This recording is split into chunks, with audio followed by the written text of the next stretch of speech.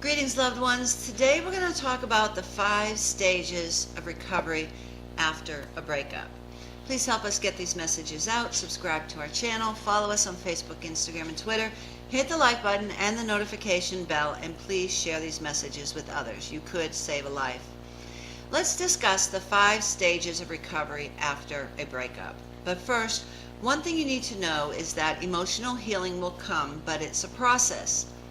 The reasons people stay in an obviously unhealthy relationship are as varied as the relationships themselves.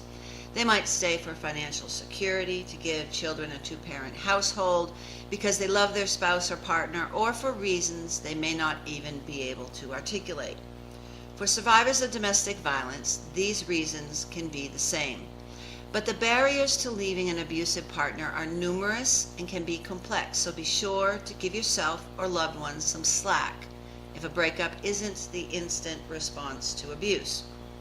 In addition to overcoming the barriers and dealing with the complications of escaping violence, survivors, like most people, will likely pass through a range of emotional stages as they deal with the true end of the relationship. Many people are familiar with the 5 stages of grief: denial, anger, bargaining, depression, and acceptance. Individuals who are going through a breakup, whether or not they're abuse survivors, might also experience these same stages. Abuse survivors may find that some of these stages occur during the relationship rather than after the breakup. So what are the 5 stages of recovery after a breakup? Number 1 is denial. Many survivors struggle with denial for quite some time. For instance, not wanting to believe that what is happening to them is actually domestic violence, or hoping that things will return to better times. Afterwards, in this phase, people understand logically that the relationship is over, but they don't want to believe it. They may hold out hope that things will still work out. Even wanting an escape from the violence doesn't always inoculate people against denial. Denial is your psyche's way of protecting you from becoming emotionally overwhelmed, and denial is a useful coping mechanism as long as it doesn't keep you from processing and progressing into the next stage, says Kathy Meyer, a Nashville, Tennessee-based certified divorce coach. The second stage is anger. Anger at your ex-partner is common. Dr. Finley, a domestic violence expert and psychologist, says that anger even drives survivors to push or provoke their abuser, despite knowing that he or she will lash out, because it gives them a momentary sense of control. And anger can rear up in other parts of your life as well. You might be angry with God, a higher power, or fate for placing you in the path of your abuser, or for allowing your relationship to end. You might be angry that your relationship was not able to recapture the happier state that it had in the earlier days. You might be angry with friends and loved ones who don't share or agree with your anger. You might be angry about circumstances that led to the split.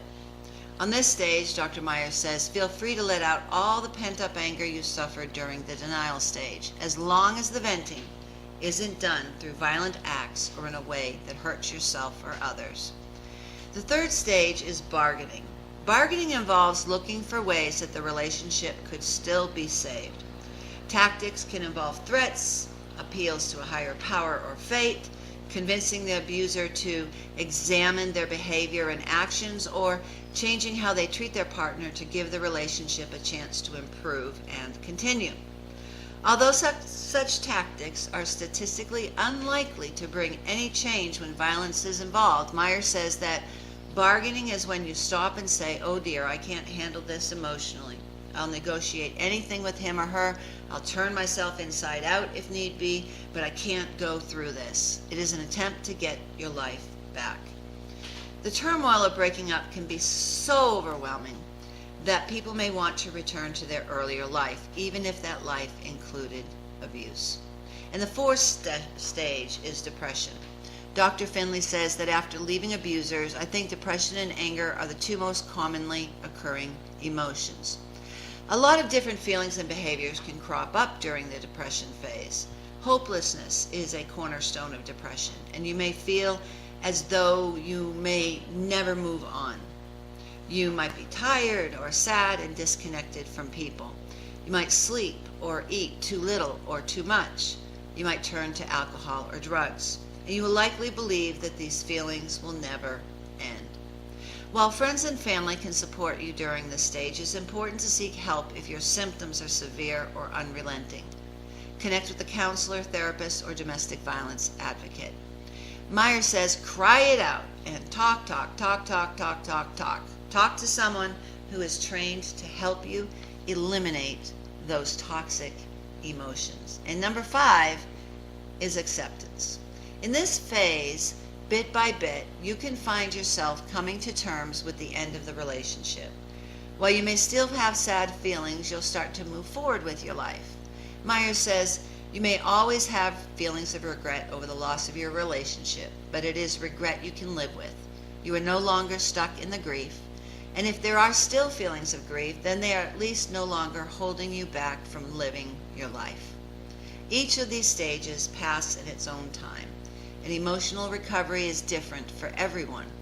You'll likely visit some stages more than once, as experiences, memories, or triggers can bring you cycling back to an earlier stage. That happened to Meyer, who had been divorced for 15 years and was well into the acceptance stage when the news of her ex-mother-in-law's death and the fact that her ex-husband didn't inform their children that their grandmother had died, this sent her spinning back to the anger phase. Luckily, it only lasted a few hours. Simply being familiar with these phases and knowing that they are common reactions that can help you feel as though you're not alone in your experience. The question is not if you'll encounter a victim of violence. The question before God is, what will you do when you do encounter them? You could be the person who saves a life. You are called. We are all called to be justice champions. And those who suffer violence, they need to know that those who love them and those who don't even know them will reach out and give them the help they need before it's too late. Help us get these messages out. Please subscribe to our channel. Follow us on Facebook, Instagram, and Twitter.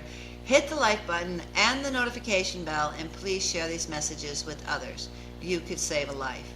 If you're a victim of violence, please listen to me. You've been hearing all these lies for so long, and I want to tell you the truth. The truth is, you are valued, you are loved, you are intelligent, you are worthy. God does not want you to suffer violence.